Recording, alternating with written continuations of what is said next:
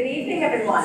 Welcome to the Cameron Art Museum. Thank you so much for being here. My name is September Cooper, and I'm the Director of Lifelong Learning here at Cameron Art Museum. And we are thrilled to have this group of individuals here to have a conversation about the art that's installed on our grounds, Black Lives Do Matter installation. This is something that opened here to the museum back in January.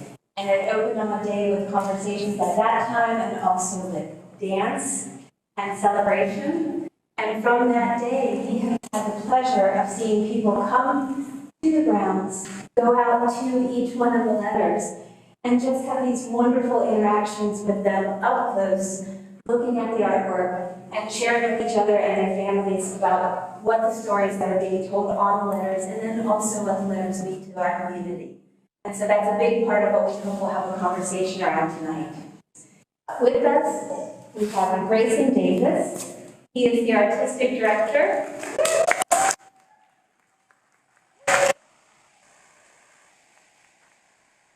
He is many other things. He is also a musician. He is a visual artist in his own right. He teaches at Glow Academy. And he is the fearless leader of the installation that's on the grounds. Next to him is Felix Brooks. He is the moderator.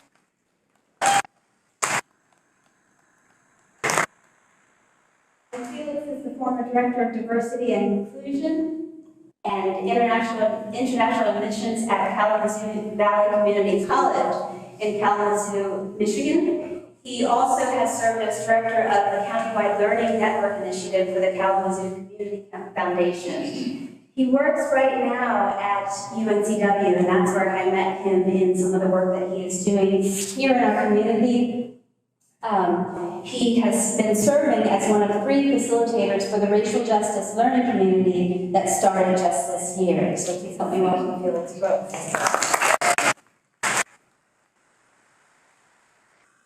And then as we go across the panel, and they will introduce themselves more, but please help me welcome Tracy Newkirk, Brandon Hickman, William Cole,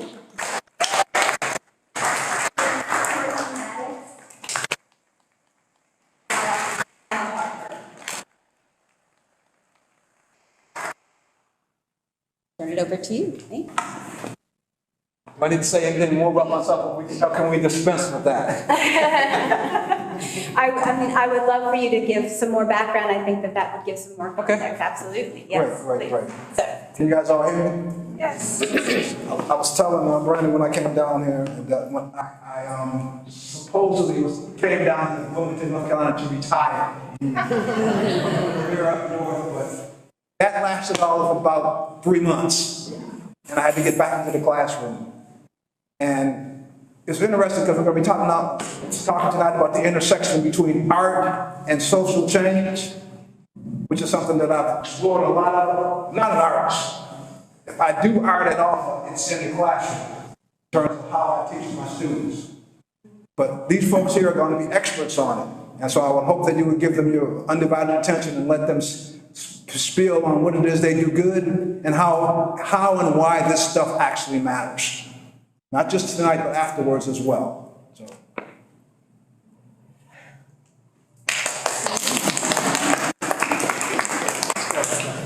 There we go. Oh, am I talking? Yes. I kind of feel like September nailed it. I teach, I draw some stuff. I like to be active, work with kids. I really love waffles for breakfast. Ninja Turtles are my favorite cartoon. Let's get real serious business. So how about we start with a question, and a little bit off script because I've been known to go off script. But I've been doing a lot of, listening to a lot of podcasts lately, and one of the themes that's been coming up continuously is this whole notion of creativity. So I want to ask, I'll start with, talk to me about creativity. What's a creative spark for you? So straight up, like in the classroom, when we discuss art, I don't allow my students to use the words creative or expression. Because I think they're easy crutches in terms of trying to figure out what art is. I mean, we know you need to be creative. We know it's an expression. But in terms of what I think it is, it's my gut. Like if I'm putting anything onto a canvas or on a paper or on the street or on the wall or wherever things go, that's my gut and my brain figuring out how to talk to you. And sometimes it's dumb, sometimes it's pretend prolific, and sometimes it means something. There's no like linear path in how it happens. It just, it's just brain bar. And that's what I think, at least for me, that's what I think art is. Brandon. Good evening. I think, my name is Brandon Hickman, I'm Big B on the radio. I feel that music is mine. Music is 100% mine, and preferably hip hop. I was around when my mom said that was a fad and it would go away. And that was 50 years later, actually this year. So music was our thing. It was something that we owned, that other kids, other youth, and I have to be very honest and very transparent, Black inner city youth, it was something we could relate to. A lot of us didn't have money for instruments, but all our mamas and daddies had a hi-fi. Some people know what that is, right? A hi-fi. It was a record player with a tape and a radio on it, you know what I'm talking about? Or it had an 8-track on it. But our mamas and daddies had that, and that was our creativity. That was our instrument for some of us, and I got in trouble a lot for scratching up records. But that was our creativity. That was us being creative, using the things that were in front of us, that we didn't have to go and buy or we couldn't put together. We use those things, and I think that art is what you make it. It is exactly what you make it. And we didn't wake up and say, we're gonna create a new art form, or we're gonna create a new genre. We just said, this sounds good, we dance to this, it's cool, it brings us all together, we can relate to it, and boom, you have a whole new genre of music, you also have a whole new culture.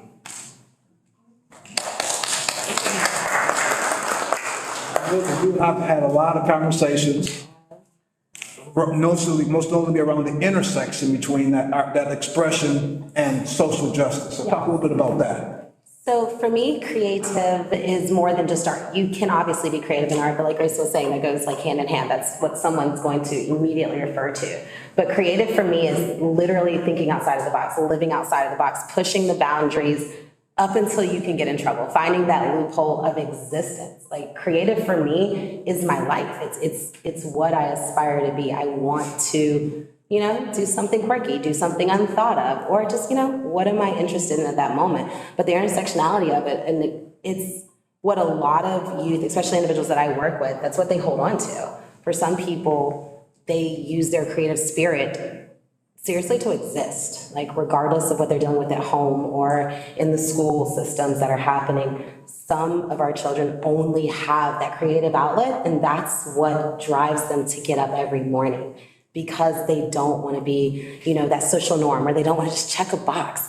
They want to be able to explore. And so creative for me goes hand in hand with exploration, whether it's outside, inside, in your mind, in your gut, however you push the bounds of existence and the bounds of expectation.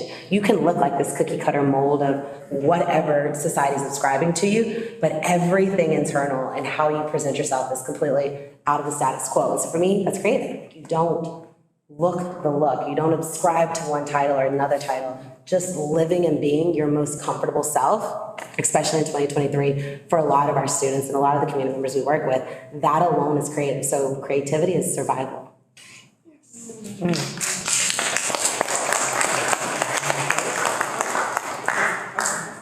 So my background, my husband and I own a company called Genesis Block, and we help develop entrepreneurs, minority-based entrepreneurs. And our whole goal is to create innovation corridors that will go within underrepresented communities and build the communities from the inside out. So for us, our creativity, and when we started, art was a big part of it. We used to work with the Art Found, Rhonda Bellamy downtown, and Some of you have been with us and had art on our walls, and we were part of Fourth Friday because my husband, when we started, he said art is critical because the most creative people I know are entrepreneurs.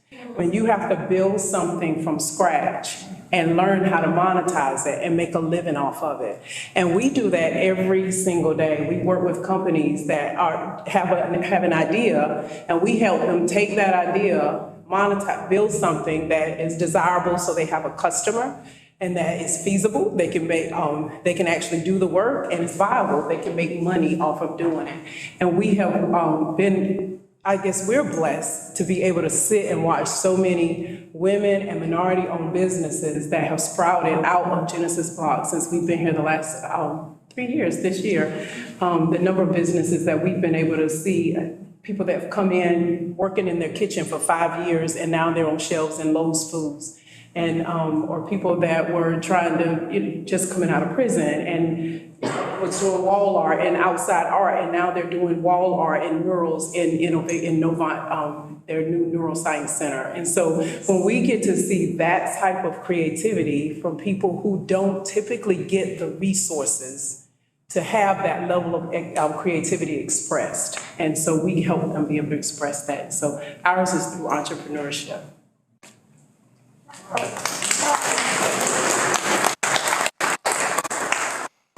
Grayson, I'll ask you a question, Grayson. Talk to me about the intersection between art and activism. So the intersection between art and activism, in my most professional voice, y'all hear me this way? Because it's like, I'm gonna be real uncomfortable like talking to this guy, he doesn't even have a face.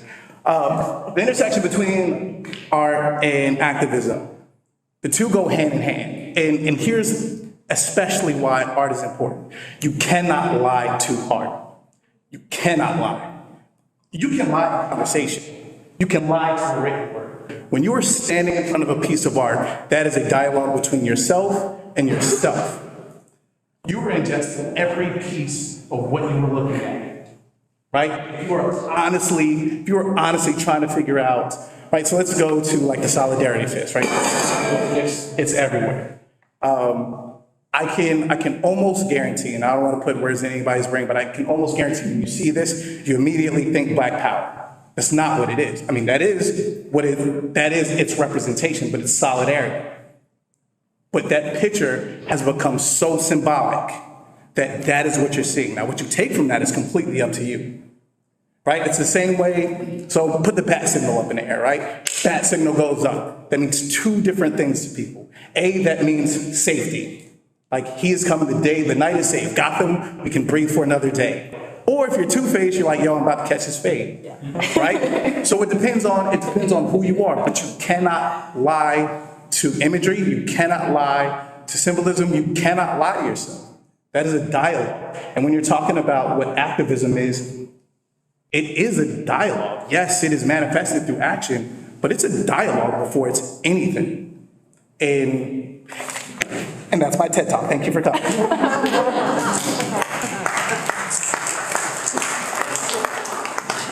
Lily, I'm thinking of a picture, because I use this in my class, because I teach a class this semester in the Honors College on sports and social justice. And we had just finished our subsection on the 1960s, and we were talking about the Mexico Olympics, long before most of my students were even conceived. And I said, let's look at this picture and tell, based on what you've learned so far, what does this picture symbolize? Which is the picture of those guys up on the podium. And there were 3 men on that podium. And most people think about Tommy Smith and John Carlos, but they don't think about the Australian athlete that was on that podium as well, who played a major part in how they were going to organize themselves when they went up on the podium that day. So when you see that picture, what do you think? I think solidarity. I think individuals who, labels aside, knew that there was a bigger audience to reach by their uniformity. I think using your political display intentionally moves more movements than people think it doesn't.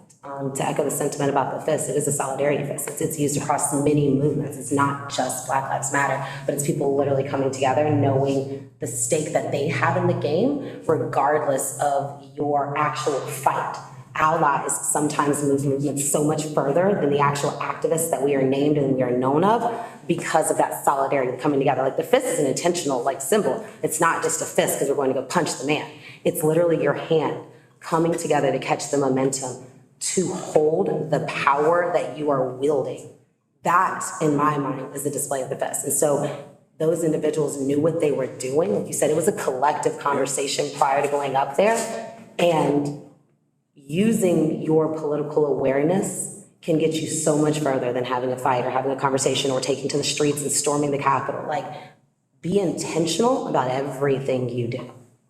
Everything you do, especially if cameras are around. Brandon, let's talk music in that intersection. So in my class, I use a great deal of music. And one of my favorite CDs that I type into for my classes are Rage Against the Machine. So a lot of my students have never heard that before. Right. But it's so much echoes a social justice platform, the words that they use and the lyrics that they use. Right. And so talk to me a little bit about music that you know in hip hop, how that is influenced by art and vice versa. First of all, 100% is influenced by art. And it is 100% the intersection. A lot of people, a lot of us, when I say us, African Americans, did not hear something that sounded like where they grew up. And so you go to Grandmaster Flash and the Furious Five, and one of the first records is "Don't Push Me" because I'm close to the edge. I'm trying not to lose my head. The first verse, he says, I'm in the hallways, people pissing on the stairs, they just don't care.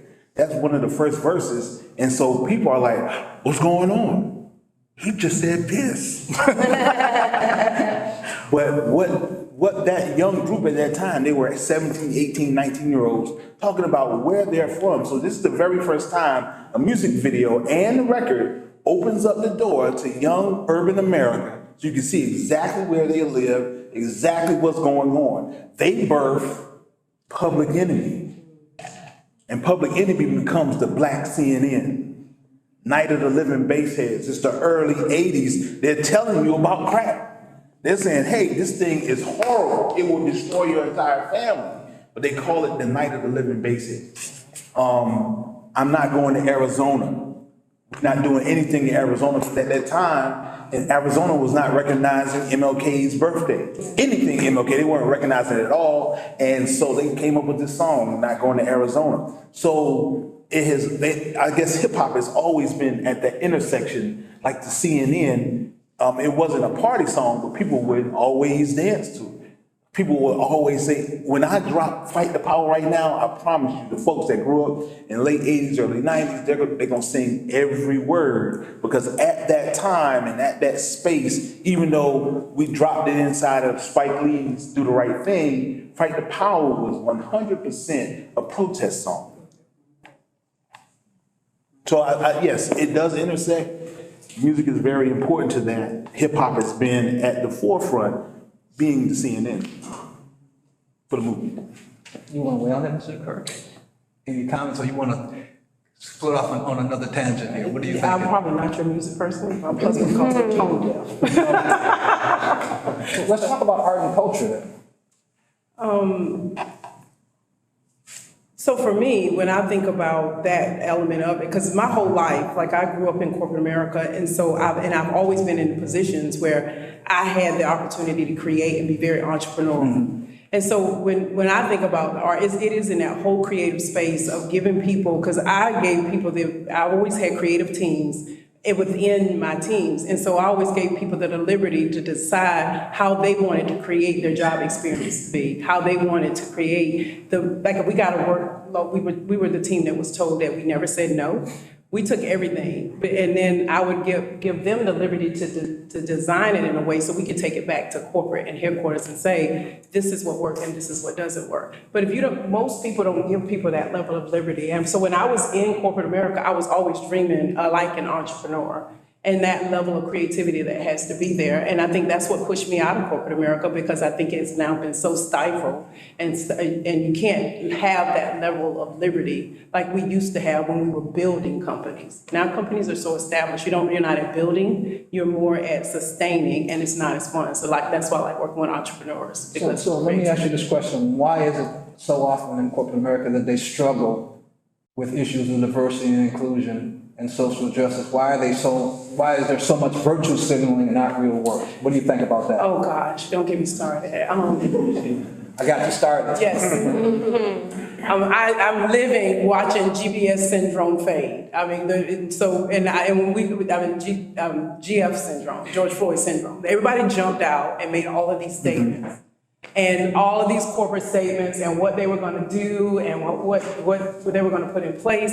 And we, being a Black-owned company, got a lot of that feedback, fallback, like to do programs with people. And today, I can tell you probably 6 major corporations, there's not a soul left on their DEI team. And so when you start thinking about that, to me,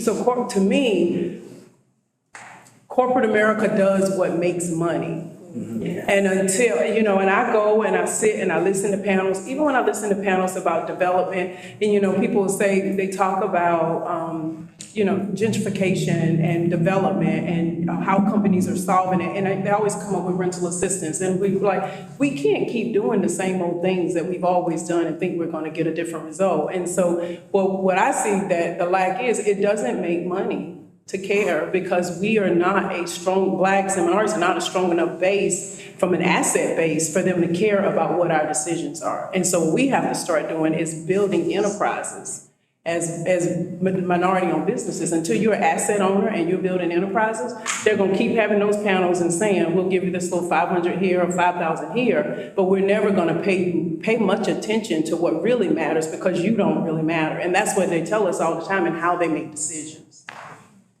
Oof.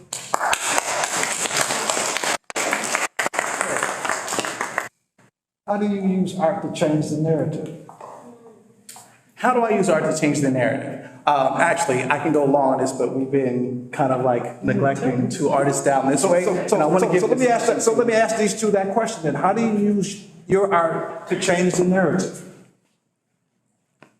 Well, for me, with my piece, I wanted to have people who maybe didn't, who were viewing the protest as just this sort of violent, just anarchy, basically, and not seeing the people who were really trying to help lead people who just had a lot of feelings and didn't really know how to get them out. Lily, Tim, I have known Tim for years, and he was one of the first people that I called and said, hey, my kids are going down there.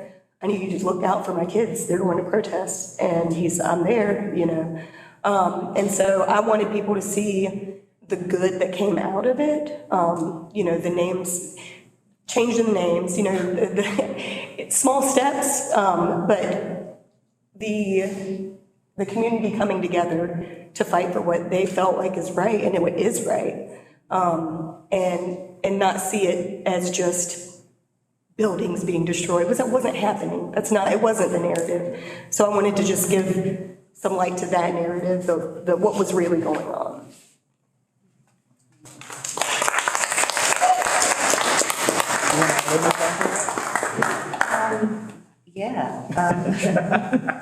There were so many thoughts going on in my head with some of the conversations. When you brought up, I don't know, answer the question, but when you brought up Public Enemy and you brought up Spike Lee's Do the Right Thing, and you brought up Radio Raheem, I remember watching that movie when I was younger, but then when we got called to this art piece based off, right after George Floyd, it immediately, when you said that, made me associate Radio Raheem to George Floyd, the way that he was choked out, the way that he had, just his boombox, and the way that George Floyd was just trying to be. It's just really wild that so many years of when that movie was made and so much that was going on, and the message that Spike Lee was trying to do through his art form with the cinematography of that movie is today. also. And what we try to do with our art piece is tell the story. And the story that we're trying to tell and to be able to have an easy conversation was about culture, the African-American culture, the African-American experience. I remember being in high school and people saying, oh, you need to go to a Black university, you get to get the Black experience. No, I don't. I am Black. I have the experience. I am the experience. I can give you all the details about it if you like. But in the art that we did, the story that we were just trying to tell was to express ourselves. And when we talked about creativity earlier, the way that I try to do creativity or create through art, everything I try to do, everything I try to say, everything I try to give or paint or draw or share or whatever, even in my classroom, I'm a special ed educator at Trask Middle School. I'm also one speaker.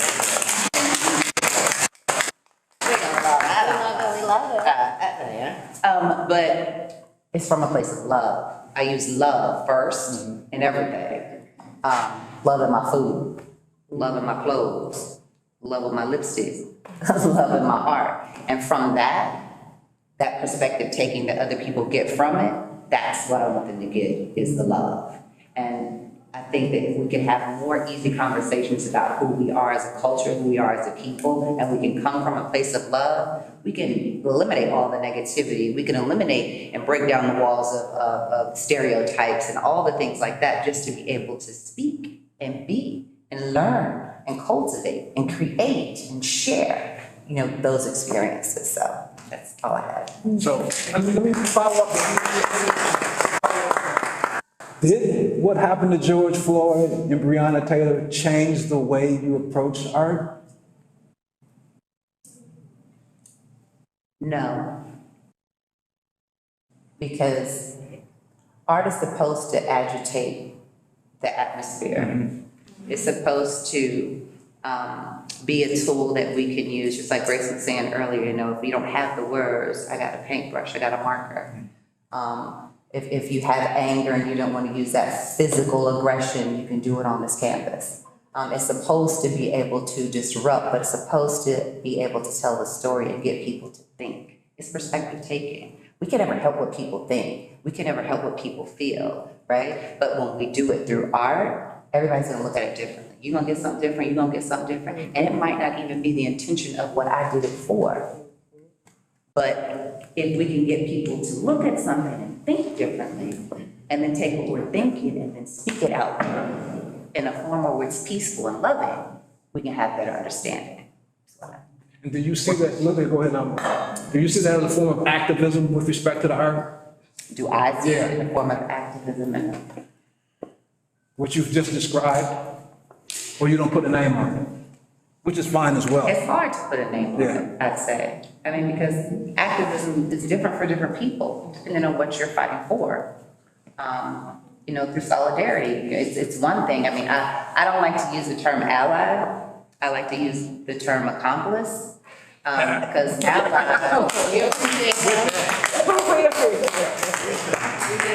is more like, bless your heart, I'm gonna pray for you. I'm gonna pass out your brochure. But accomplice is, I'm driving, you riding, I get charged, you get charged. It's not that we're trying to do anything negative, but we are both in this mud together. We are both going to grow out of this. We're both messy and dirty, but we're gonna remove this mud and we're gonna come out and be this beautiful flower. But we're gonna do it together, regardless of what you look like, where you come from, how much money you got, what's going on with you.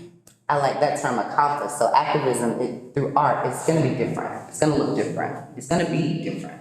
And that's the beauty of it, it's the differences. So Lily, you were holding a thought there, so Just something. tell me what you're thinking. Just like a general question, like also one of my favorite sentiments, like how can you be an artist and not reflect the times in some aspect of your work and your presentation, whether it's physical art or, verbal or getting up and doing, activism, speaking and stuff of that nature. If you were actually tuned in with what's happening, how can you not reflect the times? And no, go ahead. And as an educator, one of the things that I really do find so hard, and Grace, and you can chime in as well, is like why art is one of the subjects that is not as important in the curriculum as everything else. Because as we're talking and what we're talking about, I I use art in my classroom. I mean, we have a social and emotional learning curriculum, but I use art to teach social and emotional learning. I use art to teach history. I use art to teach math. Just what you were saying about Public Enemy song, right? I use art in ELA. It's figurative language. It's onomatopoeia, metaphor, simile. It's writing a hook to get to someone interested to just read about what you've Correct. what you've written. Yes. To see what I have painted. Art is every single subject art is music. A, B, C, D, E, F, G, H, I, J, K. We're gonna paint these letters out. Right. It's art. So that's one thing as an educator that bothers me the most is that art is down here, but everything else with EOGs, end of school or testing. Racing. Grace here also. So as an educator, right? Because that is a goat in my back pocket. Is that a saying? Yeah. It is one now. Are there any teachers in here? Bet. All right. In your class, have you ever borrowed materials from the art class? Have you ever done a one-pager? Have you ever done a book report where you needed visual aid? Yes. If you've ever done any of that, then you need to champion for why art is important. Like straight up, that's not an option. Like every teacher that I know from the time I was in school to currently being a teacher, it's wild annoying if you're asking art teachers for their supplies. We don't get a big bite. but also you guys are using art in your class. Yes, art is undeniable. It is something that is undeniable to anybody. From the time you were not cognitive enough to recognize a word or speech, or you're babbling and there's drool all over your mouth and poop in your diaper, you understand images, you understand color, you understand art. So when we get in now, I think I'm derailing to educators' perspective. Everybody needs to champion for that. And if you're not doing it, like spread the word, whisper down, pass a note, tweet, TikTok, give me something else. Give me something else. We need to Instagram. All right. Use your social platform. But no, to echo what he's saying, and then also to answer the question, from the art is under attack platform, it's always been under attack, but the reasoning why and why it's more so now under attack aggressively, because systematically the public education system is being derailed. They're trying to defund it, and art allows individuality.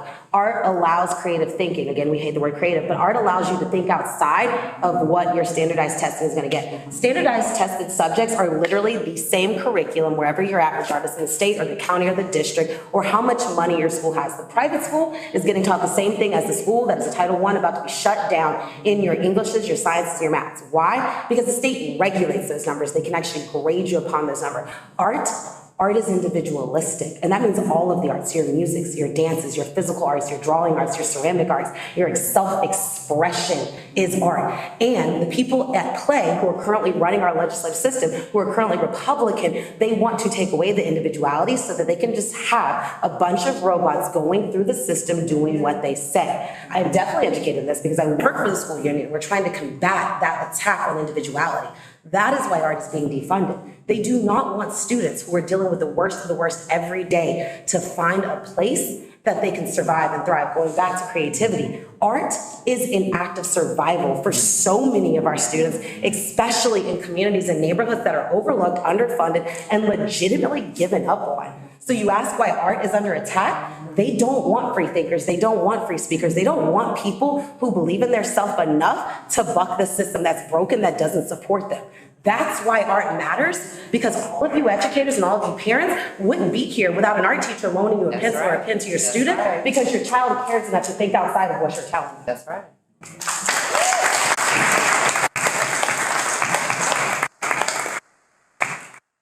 Your thoughts on that, Brian? I gave you the time. I gave you the time to follow. What question again? I totally agree with Lily.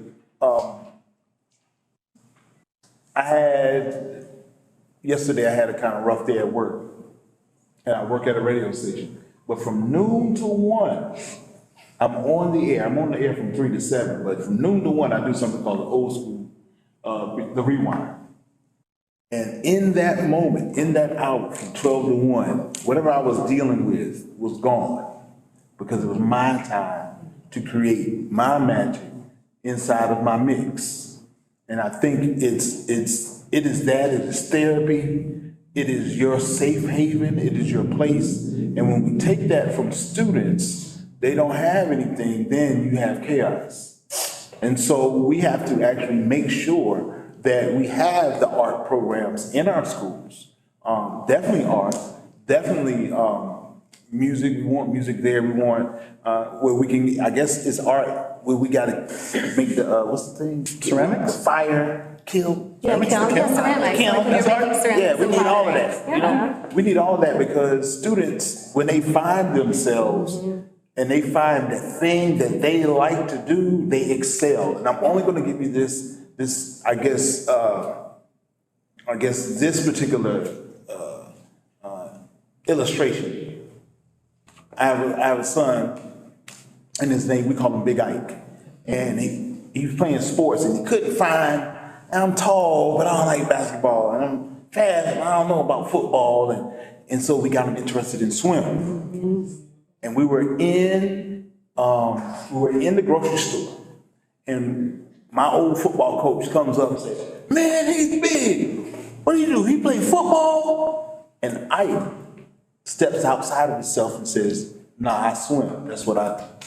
And so that was the very first time I saw him accept that, nah, I don't play basketball, nah, I don't play football, but swimming is my thing.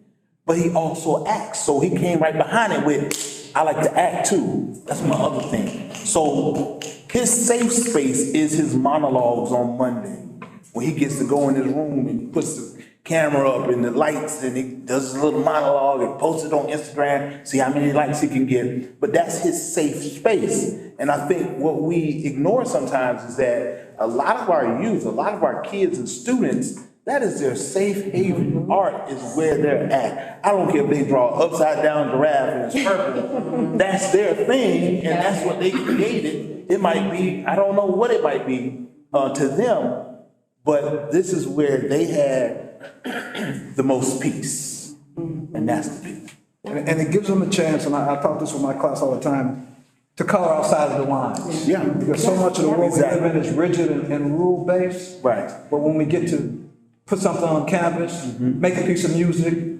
whatever we do, we get to color outside of the lines. Yes. And I think in many respects, there is actually a fear of that. Right. Because it means independence. Right. Too often, we don't want our students to think independently. We're afraid of that because they may challenge us. Right. And then when we get together, it's even different, because we might sit in this setting right here, have art, and I've seen it, have art on the wall, music, and a poet, all at the same time going, and it's for real, and it's those people's piece. At that moment, in that hour or 2 hours that we're here, you get to see art, music, spoken word, all in one setting. It's healing. Yeah. It is. How can art be a tool, and this is for anybody, to process trauma? I'm gonna go ahead and Banner, Alex, whatever game show. Here's a real story. Rock with me if you will. I was in a mental health facility. I tried to see if my truck could swim. It was a couple years ago, right? We're good. I know my truck can't swim. Ain't trying to jump back in that pool. When I was in, and this is long before like HP Fangs, right? This is before I had started using art as, it's before I became like an art teacher. It's long before art started to become my persona, or whatever. And there was nothing to do but like eat applesauce or play cards. None of those two things are my jam. Normally they don't let you really have a lot of sharp objects.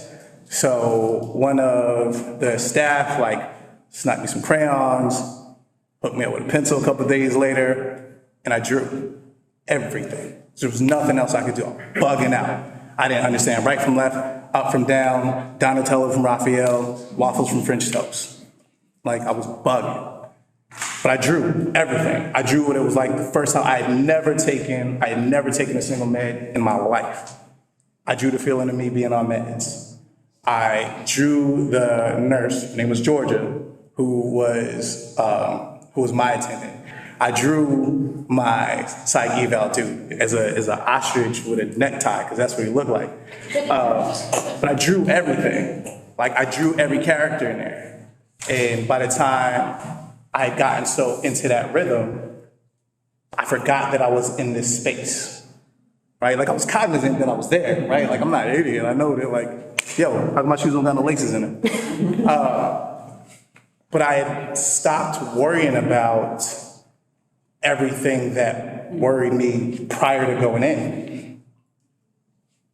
That is literal prestidigitation, right? That's what magic is.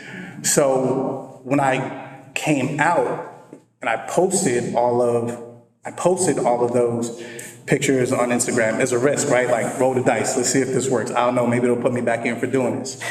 And then I had started garnering a following of other people messaging me like thank yous or sharing their experience. And right when you're already low, that type of validation is like monolithic to you. Like, now I can start seeing the ladder. So I drew more. I got an opportunity to illustrate a children's book. Drew more, did another children's book. Drew more, got my first art show. Got invited to, got an offer to be an art teacher, which, crazy part, I worked in mental health before going into mental health, right? And so now I'm in this place where, right, I have work in Cameron. Like, I have an entire installation here that is almost like my opus in a sense. So when we talk about is art therapeutic, or how does art kind of, help you work with your trauma, that's it. Like, you disappear into your craft, you disappear into that creativity, you become one with it. It alleviates everything.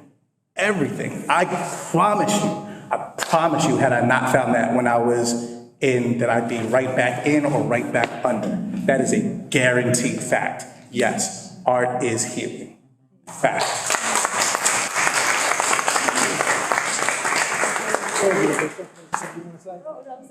Most definitely. I know, I don't know about you, but a lot of times when I'm making art, I feel like 10 minutes has passed and it's been 5 hours. It's been, it kind of forces you to go inside yourself a bit, and just, it's kind of like yoga, kind of like meditation. It forces you to kind of come to terms with things, even if it is just, making something simple that doesn't necessarily tell a story. You still have that time with yourself, the time with your thoughts, that meditation sort of. I think art is therapeutic in the way it reminds you you're not alone on different elements. Like Grayson alluded, he had individuals that reached out to him and echoed sentiments of gratitude. But also, Big B had said his son is an actor. He goes and does his monologues. Whether you're delivering or creating a character in that space, like you're bringing a story to life.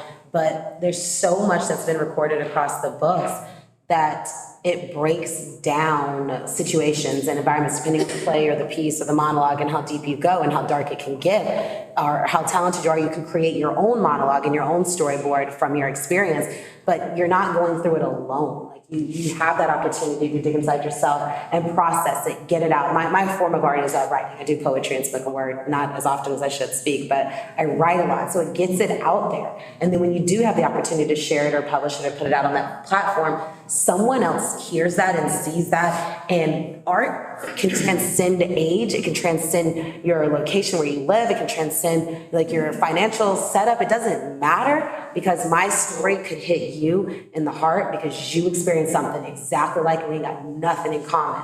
But you're not fighting that battle by yourself. somebody somewhere understands it. And if you are brave enough to put yourself out there on a platform such as social media or Instagram and things of nature, or publish your monologues and your work, or even have your acting recorded, if you're brave enough to do that, because that's a whole different level of therapeutic healing, like getting strong enough to put yourself out there. So kudos to these artists, like putting their work out there. That's terrifying.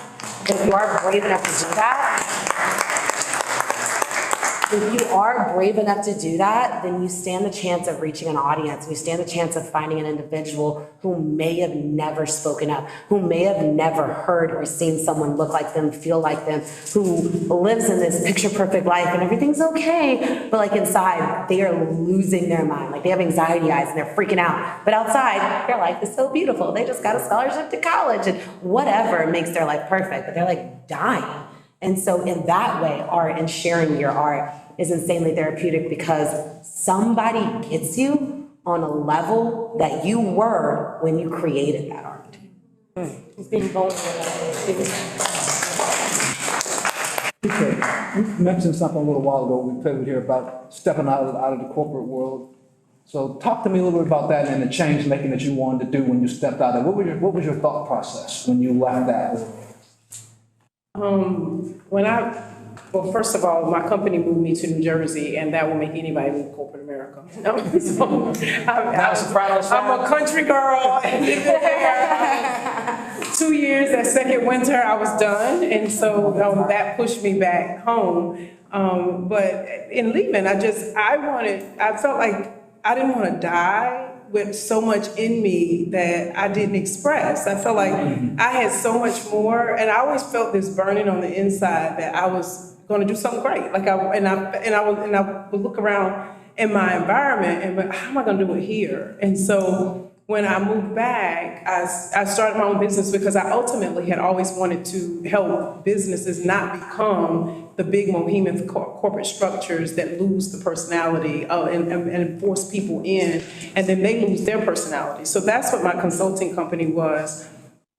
And then I started the African American Business Council with the Chamber of Commerce here and was chosen to be one of Wilmington's most intriguing people, and I did a TED Talk in 2018. And the TED Talk forced me to really think about, because it was on intentional inclusion. And so it forced me to really think about what did I want to share and what did I want people to think after I did that TED Talk. And my son was a big part of what happened in that TED Talk. He had come home, he was 26 at the time, I think. He had come to visit. They grew up here till they were 12, and he's now living in Alabama at that time. And he just came in that evening, he plopped down on the couch. He was like, Mom, I couldn't live in Wilmington. And I was like, why? He was like, I just don't know. It's something about the vibe. He was like, I don't know how you do this. And I was like, well, tell me what you feel. He was like, do you go to restaurants? Like, do you go out? Like, the people here, like, they're different. And so I kind of knew what he was talking about. And at that time, I was doing a lot of research for my TED Talk on 1898 and the residual effects of what that has done to the African American community and the, bless their heart, of the other part of the community. And my sons weren't accustomed to feeling that. They're not accustomed to feeling inferior everywhere they go. Like the white race is doing them a favor by participating with them. They just weren't accustomed to that. So when he came back, he kind of felt it.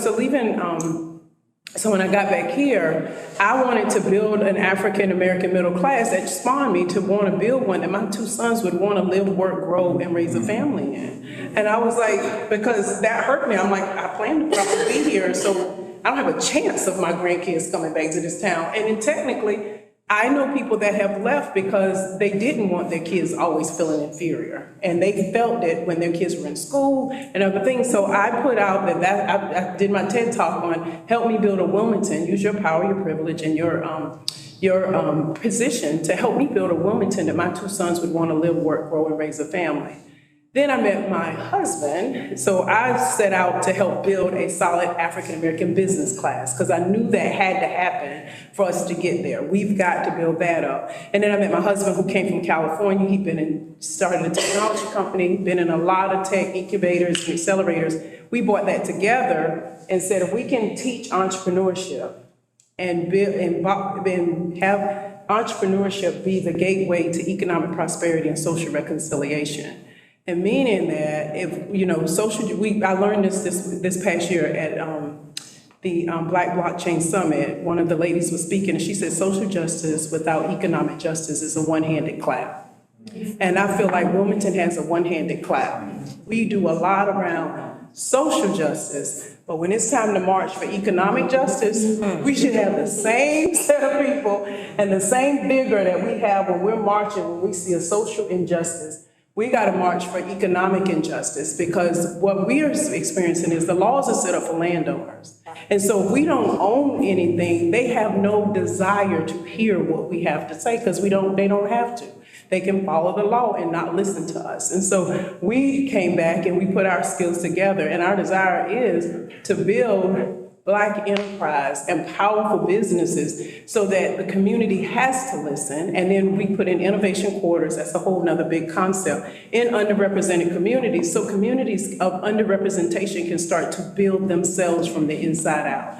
And we've got to see, as the city, the county, and other officials are going to give a chance for Black individuals to have that level of self-determination, because they're going to have to help us get there. And so we got to make a demand on that. So that's how we come back and what we put in place, and that's what we pour all of our creativity. And if you haven't met my husband, you probably should. He spends night and day. He does not sleep. We have met with pretty much every innovation quarter developer in this country. We are working with the Brookings Institute to have ourselves certified as certified innovation quarter developers, because until we start to put those type of intentional developments in our community, we are never going to make a difference, and we're never going to matter. And so that's what when I left corporate America, I didn't know that part was going to be my dream. If you're somewhat spiritual, I will share this. In 2017, I was standing in front of my mirror. I was coming out of a season of fasting, and I heard so clearly that Spirit speak to me and said, in 2017, I'm going to restore everything back that the cankerworm stole from Blacks, and our story didn't end or begin at that river. I heard it so clear, and he told me to go see a lady with white hair, and I didn't know who that lady was. I was standing in the Good Friends luncheon, and Bertha Todd walked by me. And as soon as she walked by, she was the woman I saw in the vision, and I went and talked to her, and I told her what he said, and she said, baby, I believe you, and I believe the time is now. And so, and that's been since 2017, and I've been living that vision and living a part of that since that time frame, that I believe with everything in me, this is our season, but we've got to come together and start demanding some of the things that we have just let slide from an economic justice perspective as well as social justice.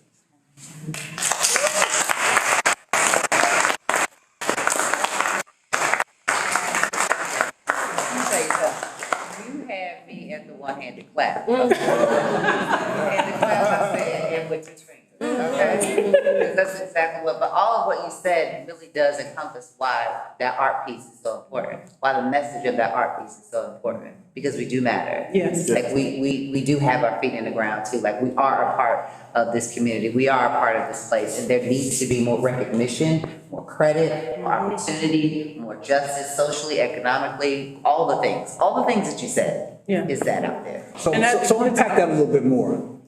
Unpack what you just said a little bit more about that particular piece, so. About the art piece, about why Black lives do matter? I mean, because raise your hand if you have gone to, maybe within the last 3 years, raise your hand if you have gone to 2 or more stores where you had to, ladies, find a pair of pantyhose to match your complexion.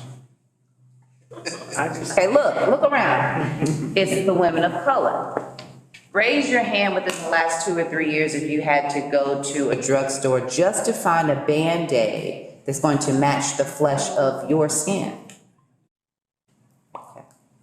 And when flesh-colored tone clothes and undergarments and things came out, raise your hand if you had to do a double, triple search just to find the one that right shoe to match you, that right color to match your complexion. It's all of us with, so that right there in itself, for a woman, 1, is hard. 2, for a Black woman is hard. 3, for an educated woman is hard. For a single Black educated woman is hard. Like, all of that is hard, but just the little things like that is even harder. I can't find a dermatologist that's gonna treat my melanated skin the way that it's gonna treat her skin. We can't use the same products.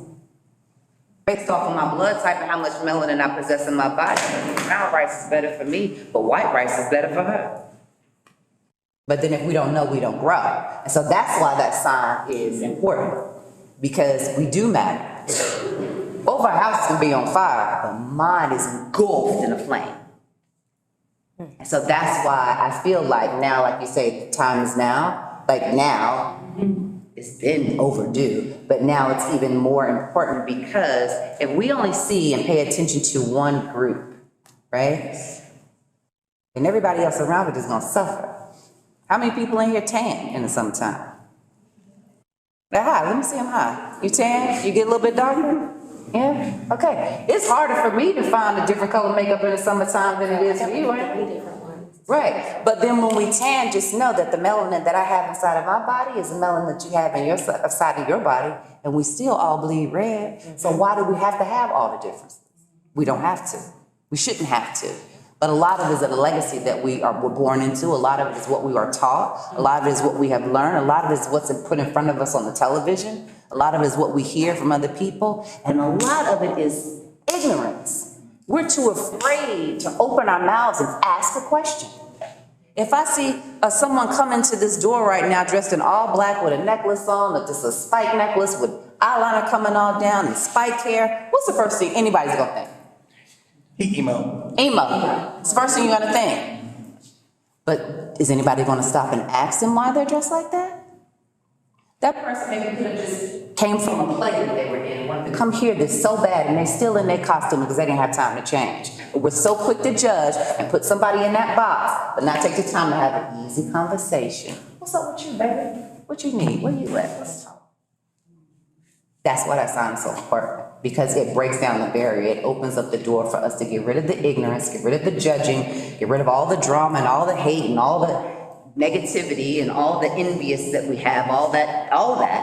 And it allows us to open up doors of opportunity. It allows us to meet different people. It allows us to learn something from others. And if we don't do that, we are doomed.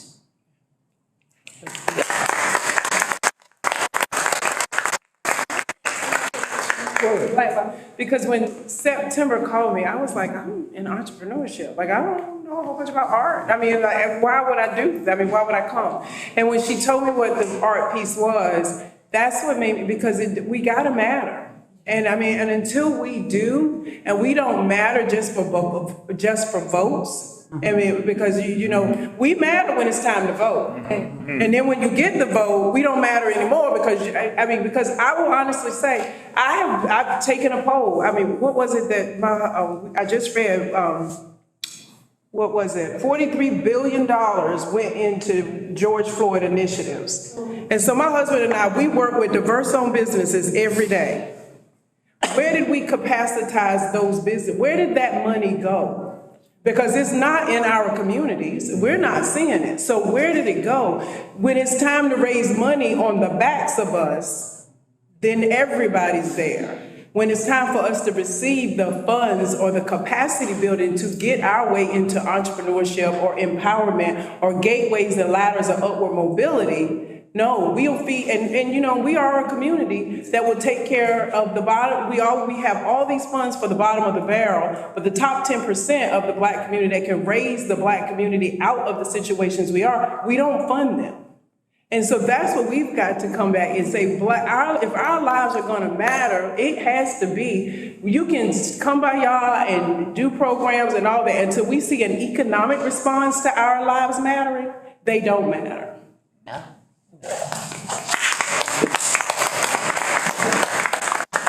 To echo like my sentiment for the art installation, it's representation. Like there's so many individuals in our community that see their self in that message. And it echoes what she was saying about ignorance. How many people, you don't even have to show your hands because like, I already know. How many people know somebody who was personally offended that our Little Mermaid has locks and she looks just like me? How many people know some little girl that screamed the moment she started singing Under the Sea? Because she was like, oh my God, mommy, that's my Little Mermaid. It echoes back to who's your Cinderella? Branding, and she's coming in the reprise, because they saw their self in them. It gives the opportunity for our youth and our individuals to aspire to something that they didn't think was like tangible before. They can see their self. They are reminded by reading that, by driving by it, by seeing it in the newspapers, keeping those conversations going and uncomfortability. Like, it's representation. And it does fight ignorance. It forces the uncomfortableness. It forces the conversations. And also it weeds out your friends group. You don't like my Halle Berry, like Little Mermaid? Cool. We're really not that friend. Like, you have to encourage those uncomfortable conversations. And that sign does. But even through the uncomfortable conversations, it gives kids something to look up to. They see their self in it. They see the artists. They see the individuals who fought to have it there. They remember summer 2020 really wasn't that long ago. Our kids remember that. They remember what side you stood on when that sign got put up. Yeah. I'm gonna bring up a point. I'm gonna bring up something. All right. You notice as we've had this conversation, because this is important though, right? Because this is important when we ask, why is the sign important? What does the sign do? How does the sign change? How does the sign move us forward? When it came out that I was putting this up, right? When it came out that Black Lives Do Matter was going to be an installation, you called me everything but a child of God. I did. We fought. And I say this as part of what does it look like when you are trying to do something and the Black community and the white community are already on the offense. So how do you make motion? How do you move forward with anything? Not just this sign, but I think this is a great example since that's what we're talking about. How do you create change? How do you move forward in unison when we're all fighting in something that we're on the same side of?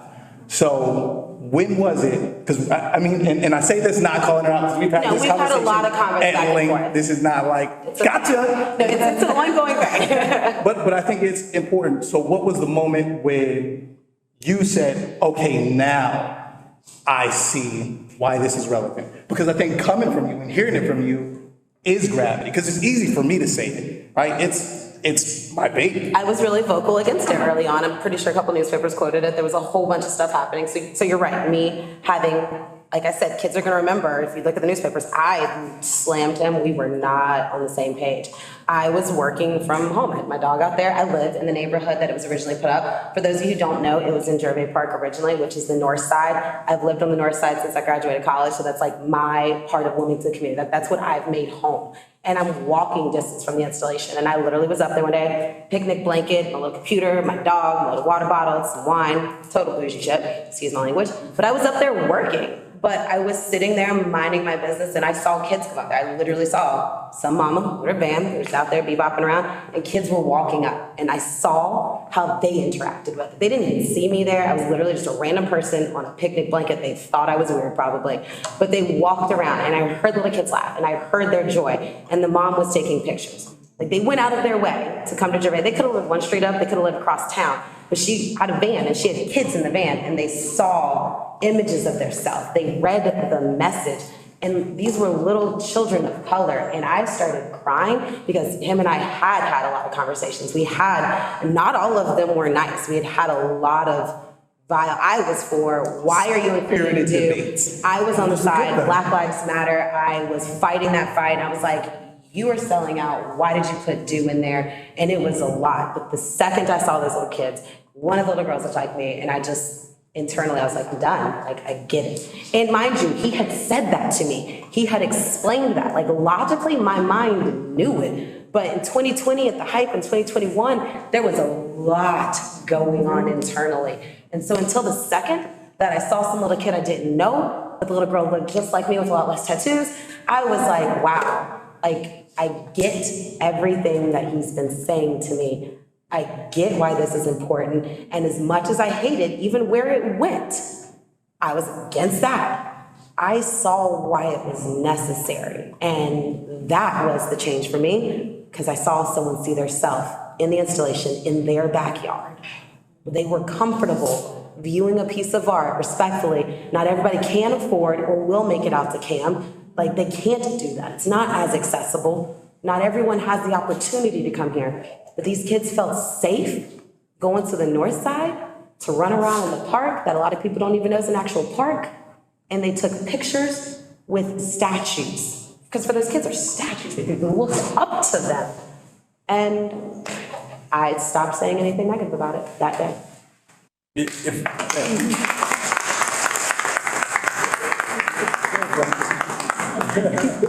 If I may, I was able to speak at city council, shouts out to Councilman Spears, he's here. Yeah, and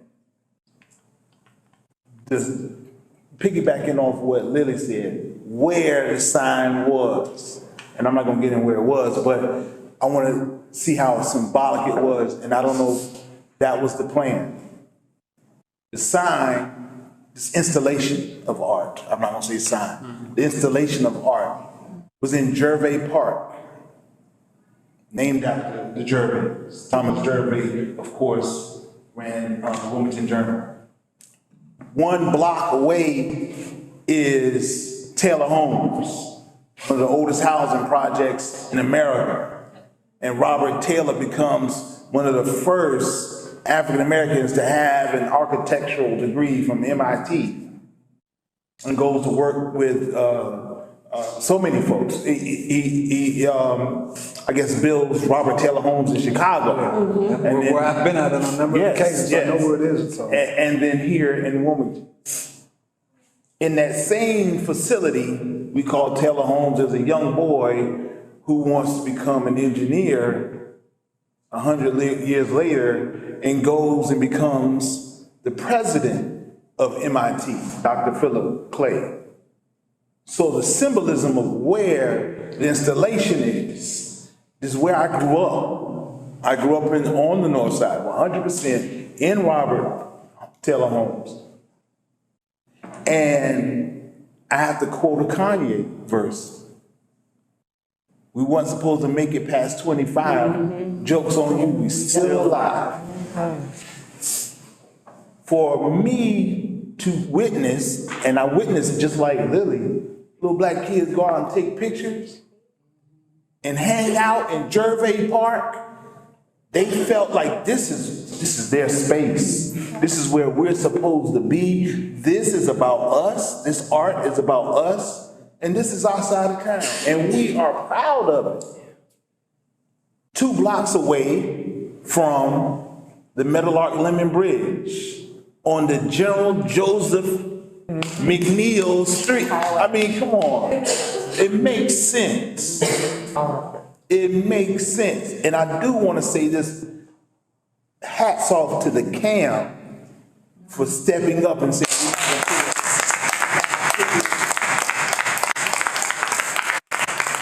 we're not going to put this in the garage. Right. We're not going to put this in the garage. When I spoke at City Council, and I thank City Council for having me, and Lily harped on this too.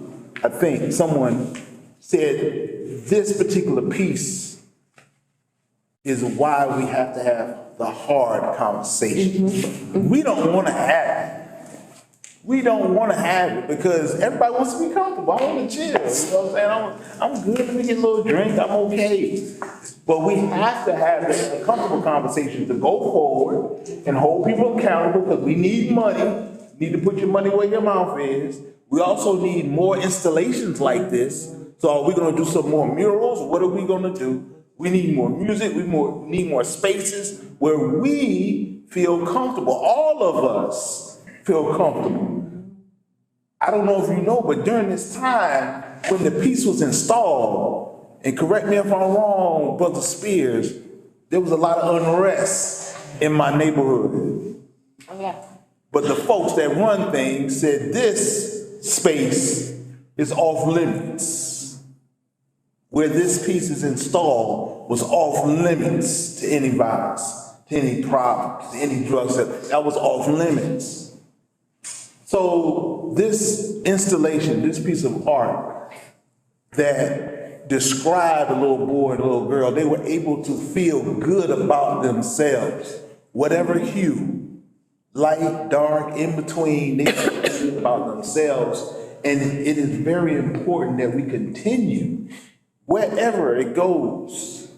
that we make sure that that space is peace. And that's what that means. I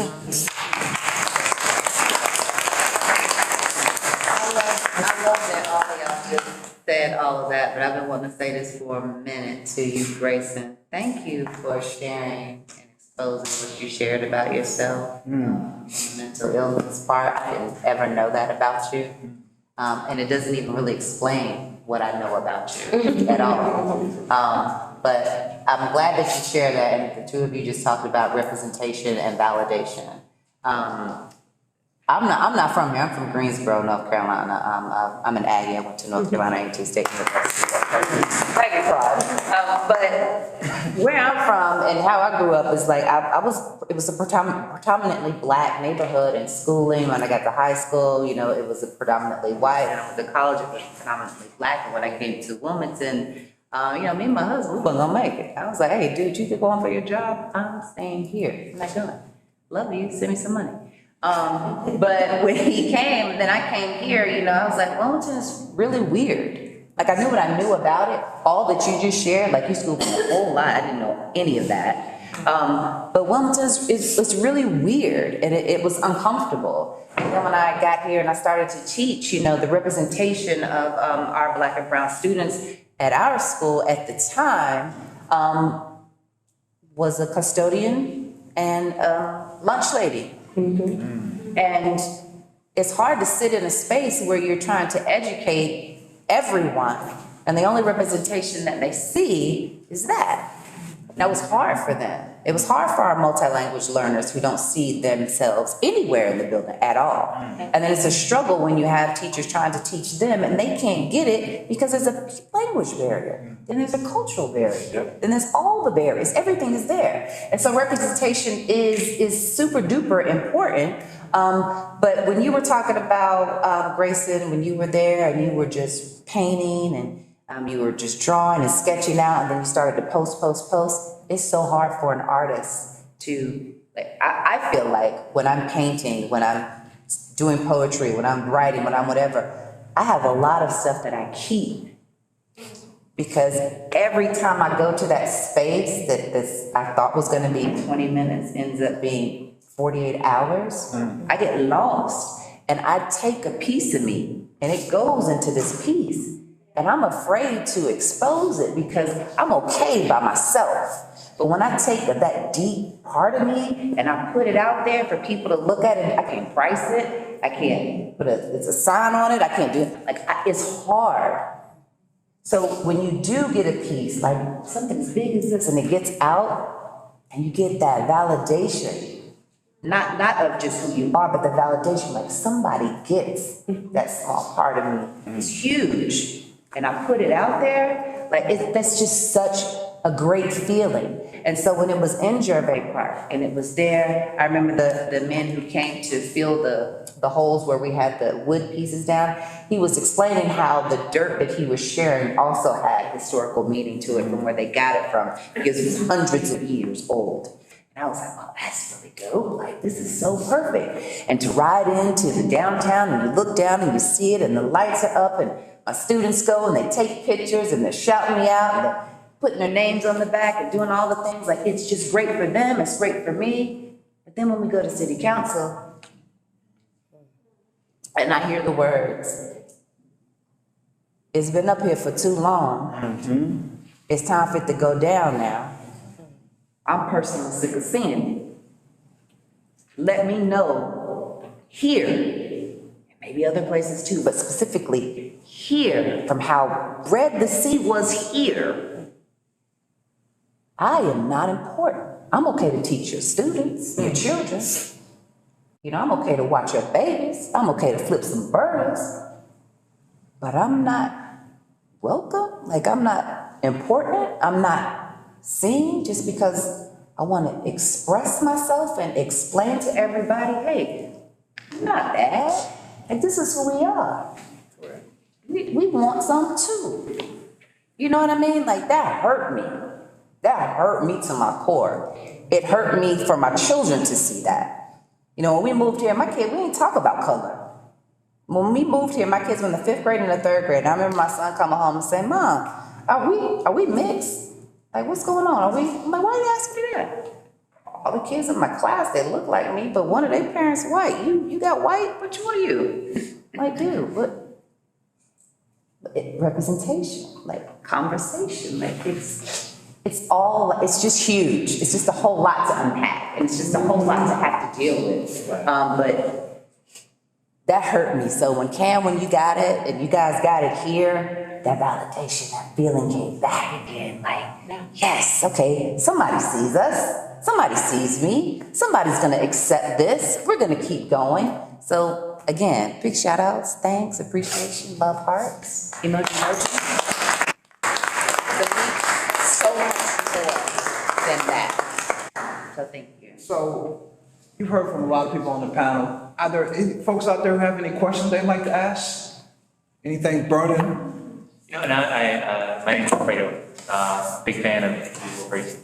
I got a number of your pieces on my wall. Thanks. And I want to ask this because I was curious, so I asked this out of curiosity, and I'm going to ask it out of ignorance as well. I come from New Jersey. Actually, I was born and raised, and just came here in July, so I'm a transplant. So sorry.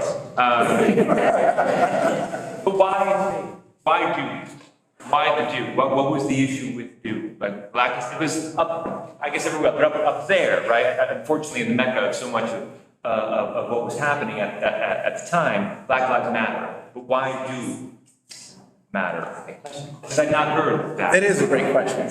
And yeah, I was about to say, like if Councilman Spears. So do what is to make you feel safe.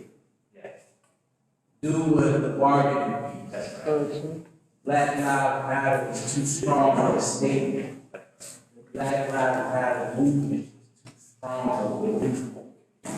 So we need to do to dilate the message, to soften it. It was my bargaining piece, it was offered by staff to say, if we're gonna get enough votes to even have this thing, you have to put in do.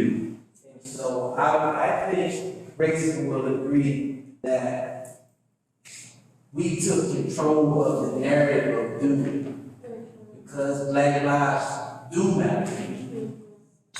We understand that Black lives matter, but Black lives do matter, so we own the do, and we control the narrative. But without do, we would not. And I'm sorry. I am sorry. So Terrible. before we get to being apologetic about the do, right? Because you're right, it's a matter of controlling a narrative. When it first got brought to the table that there was a do, because I felt the same thing as my community did. Like, nah, I'm out. Like immediately, my first reaction was, then I'm not gonna do it. But how myopic of me would that have been? How selfish would that have been for us to have this opportunity, right? Because the reality is 2 steps forward, 1 step back is still 1 step forward. So if I were to look my daughter in the face and said, I had an opportunity to do something to make even a little bit of change, and I said, no, let me get out of here. If I were to look at my grandfather, who has experienced atrocities that mine could barely even look in the face, and told him, mighty do. If I looked at him and I said, Grandpa, I was gonna do this, but they made me say no, or they made me say do, so I ain't do it. All the fire would have been slapped out of my body. Because he didn't go through all of that. Our ancestors didn't go through all that for us to be selfish about the word do. And so yes, that might have made us feel safe, but I promise on everything I love, that is my favorite part about that installation, because the word do is emphatic. Black lives do matter. That is an emphatic statement.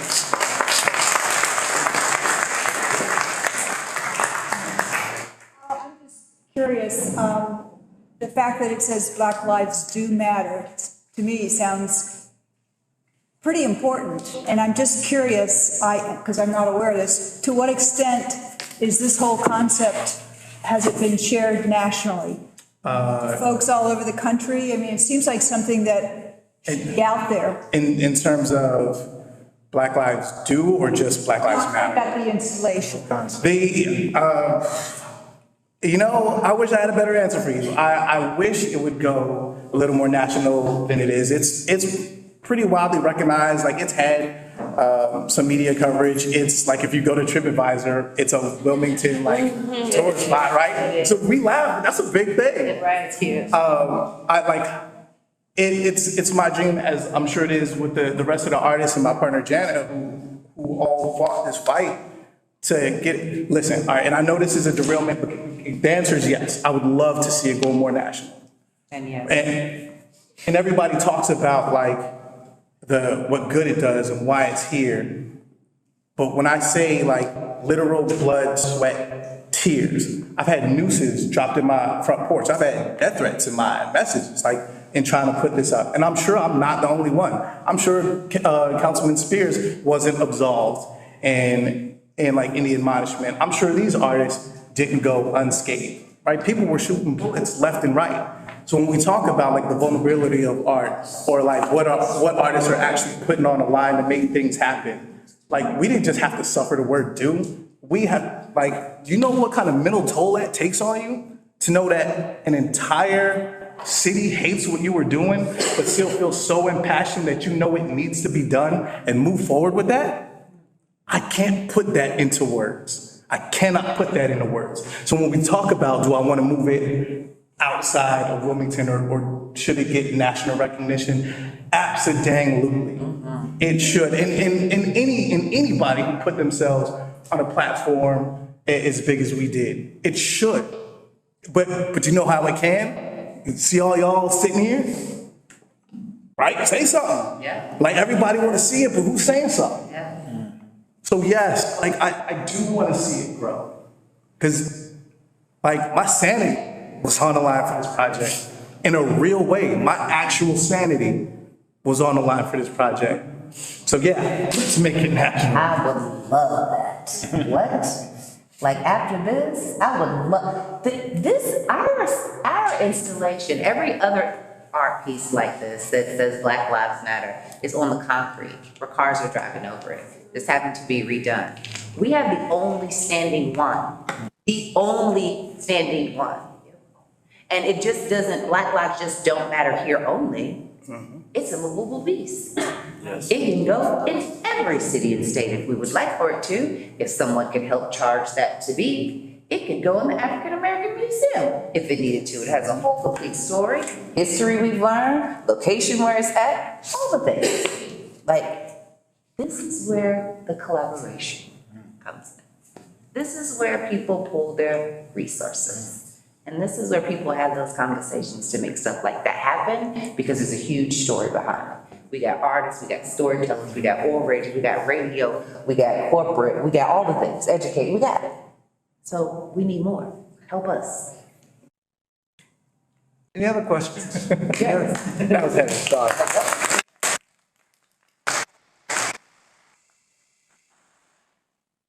We need more accomplices. Bryson, what's any traction for the next venue? Any traction for the next place that it's going? I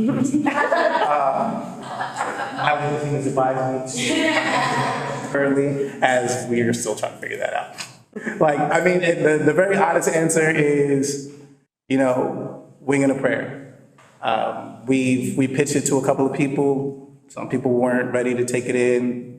There's liabilities. I mean, you guys know, like, there's liabilities, They're not that great. I don't want to say anybody's that great. It's a lot to take on. It's a lot to take on, and it takes a brave space to take it on. But to your excellent point, what can we do together to make sure it doesn't go back in store? Reach out to people.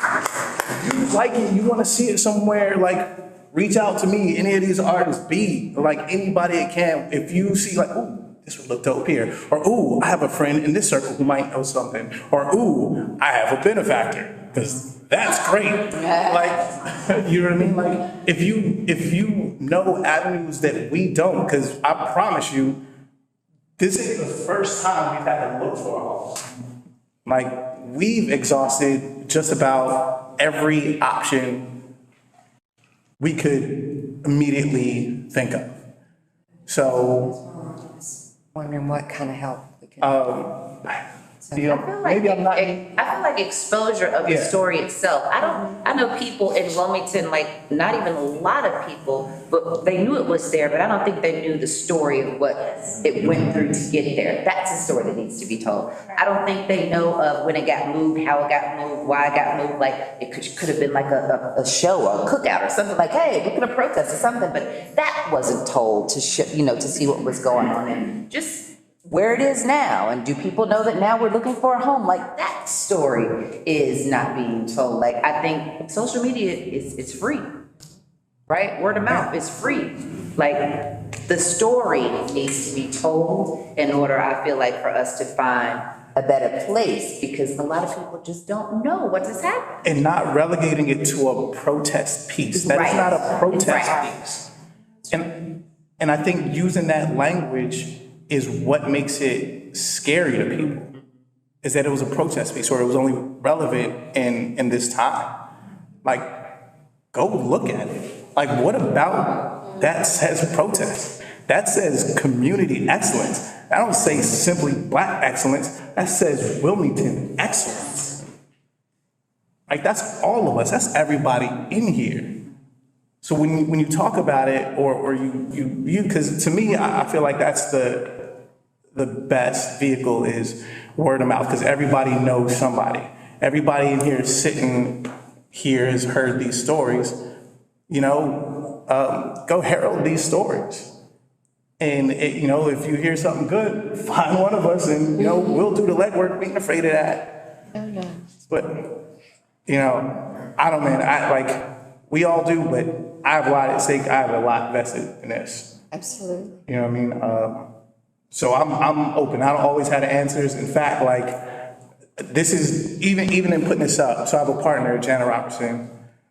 She's logistics. So if you were I'm an artist. I have an artist brain. It's like squirrels playing pinball up here.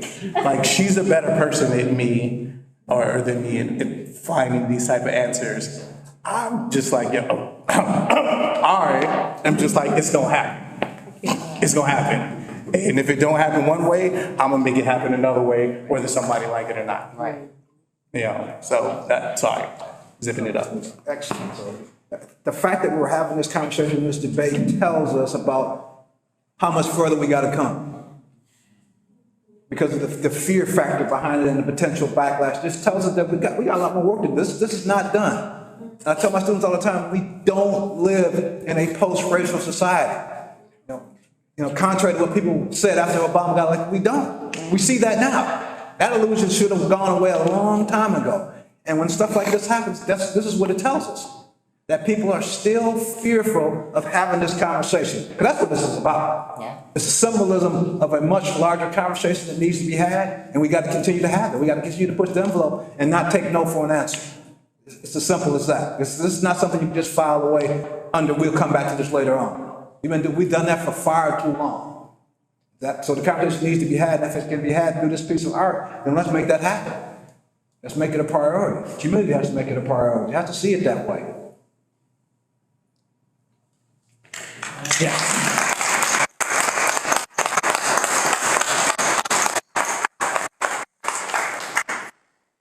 I appreciate you guys coming in here and spending some time with us tonight. It was important for you guys and for us as well. Thanks again for providing the space. Yeah, thanks, Dad. This was great. This was great talking to you.